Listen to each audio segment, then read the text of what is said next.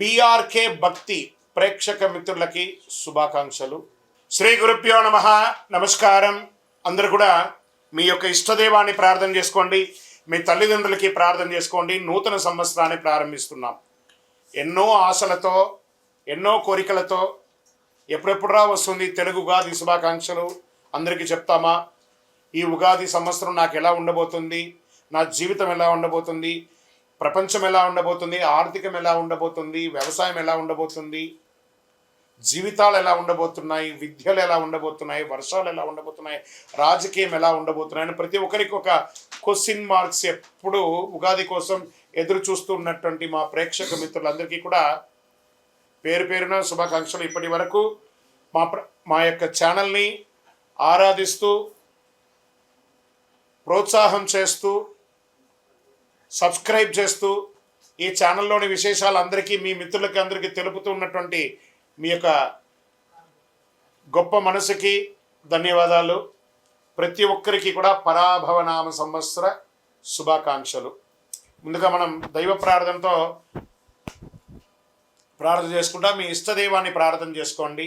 శుక్లాంబరధరం విష్ణుం శశివర్ణం చతుర్భుజం ప్రసన్నవదనం ధ్యాయేత్ సర్వవిఘ్నోపశాంతయే. గురుర్బ్రహ్మ గురుర్విష్ణు గురుర్దేవో మహేశ్వర గురు సాక్షాత్ పరబ్రహ్మ తస్మై శ్రీ గురవే నమః. ఇష్టదేవతాభ్యో నమః, కులదేవతాభ్యో నమః. స్వామి శరణమయ్యప్ప. శ్రీ పరాభవనామ సంవత్సరం సింహరాశి మిత్రులకి ఎలా ఉంది అని చూద్దాం. మిత్రులారా, మీకు శుభాకాంక్షలు.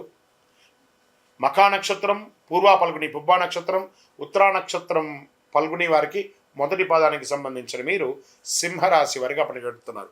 మీకు ఒక చిన్న సూచన, సింహరాశి వారికి అష్టమ శని నడుస్తుంది. నాలిక మీదే శని ఉంది. కాస్త మీరు ఒక మెట్టు తగ్గి ఉంటే బాగుంటుంది.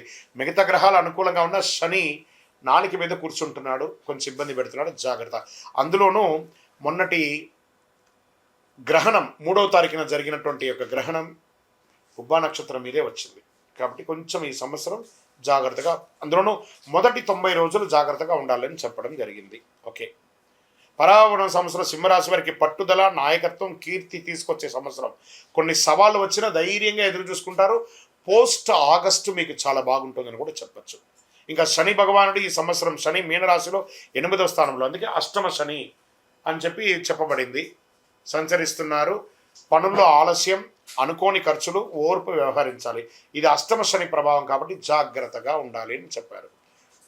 గురు భగవానుడు ఎలా ఉన్నాడనంటే, ప్రారంభంలో గురుడు 11వ ఇంట్లో ఉన్న జూన్ 2, 2026 గురు 12వ ఇంటికి, అక్టోబర్ 31 గురు జన్మరాశికి సింహంలోకి వస్తున్నారు. జనవరి 25, 2027 తిరిగి 12వ ఇంటికి కలుస్తున్నారు అనమాట. దీనివల్ల గురు భగవానుడు బాగున్నాడని ఇంతకుముందే చెప్పాను. ఆదాయం పెరుగుతుంది. అందులో రాజు గురు ఈసారి చాలామందికి గురు భగవానుడు యోగాన్ని ఇస్తున్నాడు అనుకుందాం. ఆదాయం పెరుగుతుంది, గౌరవం పెరుగుతుంది, కొత్త అవకాశాలు వస్తాయి. సరే, రాహు కేతు యొక్క సంచారం సంవత్సర ప్రారంభంలో రాహు 7వ ఇంట్లో, కేతు జన్మంలో ఉన్నారు. డిసెంబర్ 6 రాహు 6వ ఇంట్లో, కేతు 12వ ఇంట్లో. దీనివల్ల వచ్చే ఫలితాలు అంటే శత్రువులపై విజయం. రాహుకేతులు కూడా యోగంగా ఉన్నారు. ఆరోగ్యం మెరుగుపడుతుంది, సమస్యల పరిష్కారం అవుతుంది. ఎప్పుడో ఒక శస్త్రచికిత్స అయినటువంటి వాళ్ళకి కూడా ఉపశమనం జరుగుతుంది అంటారు. ఎన్నో రోజులుగా ఆడవాళ్ళు పీసీఓడి కానీ గైనిక్ రిలేటెడ్గా డిస్టర్బ్ అయిన వాళ్ళకి అందరికీ కూడా క్లియర్ అయిపోయి ఆరోగ్యవంతులుగా ఉంటారని కూడా చెప్పచ్చు. ఇంకా ఈ సంవత్సరం ఆర్థికంగా ఎలా ఉంటుంది అని అంటే, సంవత్సర ప్రారంభంలో మంచి ఆదాయం, మధ్యలో ఖర్చు వస్తుంది, చివరికి చాలా స్థిరత్వం ఉండి వ్యాపారంలోనూ లేదా అన్ని రకాల వర్గంలోనూ ఆర్థికంగా లోటు లేకుండా ఉంటుంది. ఎందుకంటే శుభ కార్యక్రమాలకి ఖర్చు పెట్టే అవకాశాలు ఈ సంవత్సరం చాలా చాలా ఎక్కువ ఉంది. అది వివాహానికి ఉండొచ్చు, గృహప్రవేశానికి ఉండొచ్చు, సంతాన విషయంలో ఉండొచ్చు. అవకాశాలు బాగా ఉన్నాయి. వ్యాపారం కూడా అద్భుతంగా జరుగుతుంది. ఒక్కొక్కసారి ప్యానిక్ అవుతారు, ప్యానిక్ అవ్వకండి. ఈ సంవత్సరం బాగా ఉంది. ఈ సంవత్సరంలో ఉద్యోగంలో బాధ్యతలు పెరుగుతాయి, పదోన్నతి వచ్చే అవకాశాలు ఉన్నాయి, నాయకత్వం వచ్చే అవకాశాలు బాగా ఉన్నాయి. మంచి అప్రిషియేషన్స్, మీకు మంచి మంచి ఇది వచ్చింది. ఇది స్త్రీ పురుషులు ఎవరికి కూడా, స్త్రీలు ఎవరైతే ఉద్యోగస్తులుగా ఉన్నారో వాళ్ళకంతా ప్రమోషన్స్ వస్తాయి. టీమ్ మేనేజ్మెంట్ చేసే అవకాశాలు ఉన్నాయి. ప్రైవేట్ గాను లేదా గవర్నమెంట్ గాను చాలా అవకాశాలు బాగా ఉన్నాయి. ఇక ప్రైవేట్ ఉద్యోగస్తులకి ఎన్నో రోజులుగా ఉద్యోగం కోసం ఎదురు చూస్తున్నటువంటి వారికి ఇది ఒక మంచి సమయం.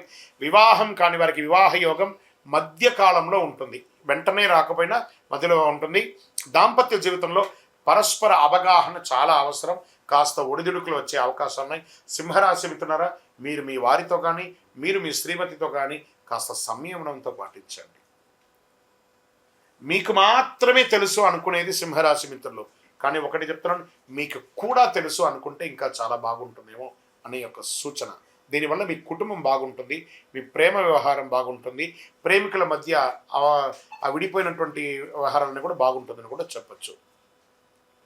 ఇంకా ఆరోగ్యం పట్ల నరాల బలహీనత, వెన్ను నొప్పి, విశ్రాంతి అవసరం కాబట్టి ఒక డాక్టర్ని చూపించుకోండి. గైనిక్ రిలేటెడ్గా ఆడవాళ్ళకి కూడా చెక్ చేసుకోండి. ఇంకా వ్యవసాయదారులకి ఇది ఒక అద్భుతమైనటువంటి సమయం అని కూడా చెప్పచ్చు. ఇక్కడ సర్వీస్ సెక్టార్లో ఉన్న వాళ్ళకి డాక్టర్స్, ఇంజనీర్స్ అని కూడా చెప్పచ్చు. డిపార్ట్మెంట్స్, పోలీస్ డిపార్ట్మెంట్స్ కానీ డిఫెన్స్ కానీ ఇలాంటి వాళ్ళు, బ్యాంకింగ్ సెక్టార్ వాళ్ళకి ఇది ఒక మంచి సమయం అని కూడా చెప్పవచ్చు. ఇది బాగా ఉంటుంది. ఇంకా కామర్స్లో ఉన్న వాళ్ళకి ఇది ఒక మంచి సమయం. ఈ సమయంలోనే ఎక్కువ తిరుగుతూ ఉంటారు కాబట్టి వాహనం నడిపేటప్పుడు జాగ్రత్తగా ఉండాలి.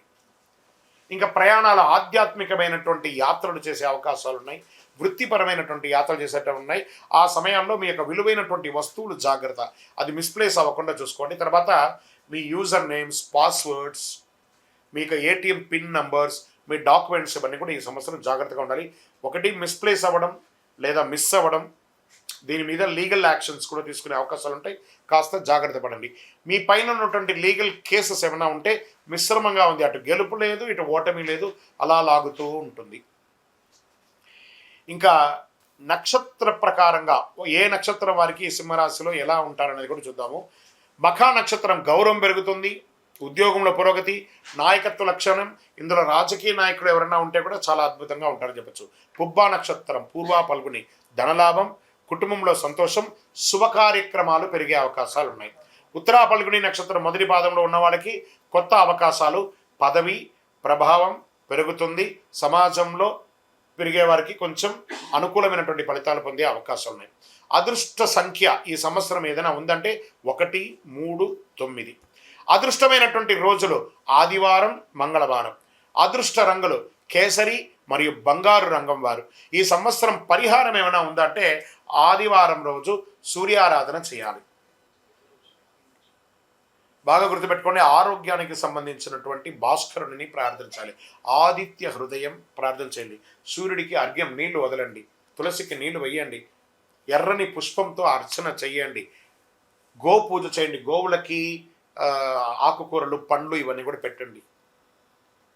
మీ ఇంకనూ సకల దోషాలు తొలగి ఆనందంగా సంతోషంగా ఉండడానికి మీ యొక్క ఇష్టదైవం, మీ కులదైవం దేవాలయానికి వెళ్ళి ఒక మట్టి మూకుడు తీసుకొని అందులో మీ వయస్సు ఎంత ఉందో అన్ని ఒత్తులు వేయండి, చుట్టూ వేయండి. అందులో ఆవు నెయ్యి, కొబ్బరి నూనె, ఆవ నూనె, ఇప్ప నూనె, నువ్వుల నూనె ఇవన్నీ కూడా వేసి మిశ్రమం చేసి ఆ దీపాన్ని వెలిగించండి.